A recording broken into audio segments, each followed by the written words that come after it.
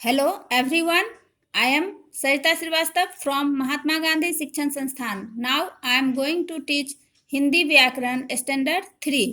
बच्चों, मैं आपको पाठ 3 पढ़ाई थी, जिसमें मैंने आपको पढ़ाया था मात्राएं, शब्द और वाक्य।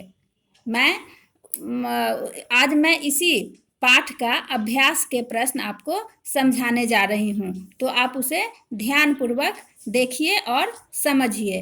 पहला वाक्य है बच्चों कि सही वाक्य के सामने टिक यानी नौ का सही का और गलत वाक्य के सामने ये क्रॉस का निशान लगाना है।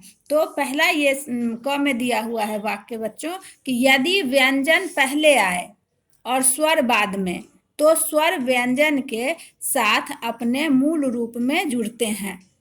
यह सही है वाक्य, तो इसमें हमने ये टिक लगा दिया, सही का निशान लगा दिया। अब ख में है स्वर और व्यंजन मिलकर शब्द बनाते हैं, यह भी वाक्य सही है। शब्दों के अर्थपूर्ण मेल से वाक्य बनते हैं, सही है।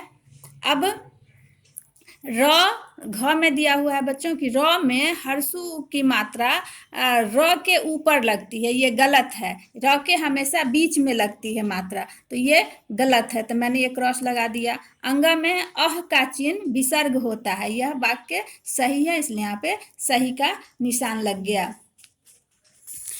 अब बच्चों दूसरे प्रश्न में चित्र देखकर वर्णों पर सही मात्रा लगाकर शब्द बनाओ। यहाँ पर दिया हुआ ये ककड़ी का चित्र है बच्चों, तो ककड़ी कैसे लिखेंगे? क और र लिखा हुआ, उसमें दीर्घी की मात्रा लगा देंगे तो ककड़ी बन गया। यहाँ पर कबूतर का चित्र दिया हुआ है, तो यहाँ लिखा हुआ है क ब त र लिखा हुआ था, इसमें दीर्घ की मात्रा लगा दिए ब में, तो कबूतर बन गया। यहाँ पर ये बगीचा का चित्र दिया हुआ है, इसमें ब ग च लिखा हुआ था, तो ग में दीर्घी की मात्रा लगा दिए तो बगीचा बन गया।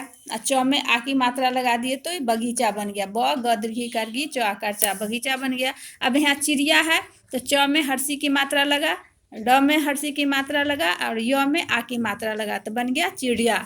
अब यहाँ कछुआ है, तो क छ में हर्षु की मात्रा लगा दिए, आ तो है, कछुआ बन गया। अब यहाँ पर टोकरी का चित्र है बच्चों, तो ट में ओ की मात्रा लगा दिए, क और र में दीर्घी की मात्रा लगा दिए तो टोकरी बन गया।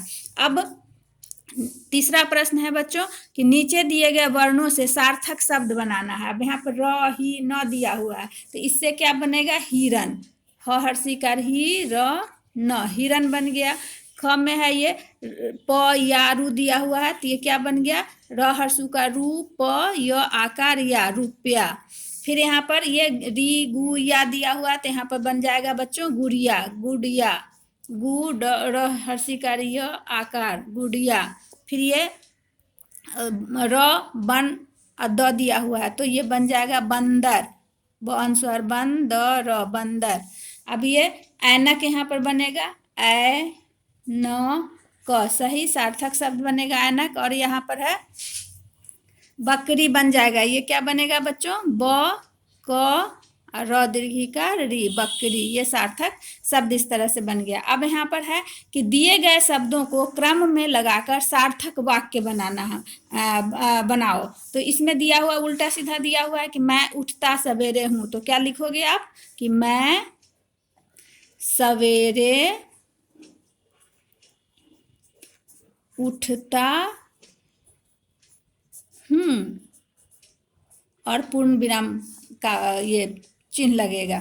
फिर है ख में है रवि है दोस्त और रमन, तो रमन और रवि दोस्त हैं, ये सार्थक वाक्य बन गया। हमें चाहिए रोज खाना सेब एक, तो क्या लिखेंगे? हमें रोज एक सेब खाना चाहिए, तो इस तरह से ये सार्थक वाक्य बन गया। फिर अच्छी मेरी बहुत है अध्यापिका, तो क्या लिखेंगे कि मेरी अध्यापिका बहुत अच्छी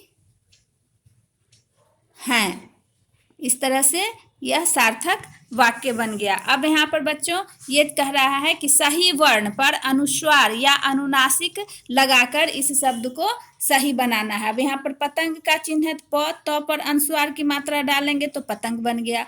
पंख दिया हुआ है, प पर अनुस्वार की मात्रा डालेंगे तो पंख बन गया। अब ऊंट पे अनुनासिक की मात्रा डालेंगे, ये चंद्र बिंदु जिसको कहते हैं, तो ये ऊंट बन गया। अब बच्चों यहाँ पर है र को सही तरह से जोड़कर शब्द लिखना है। अब ये है ड है ड्रम, इसमें हम ये लगाएंगे र पदेन, ड्र म ड्रम बन गया।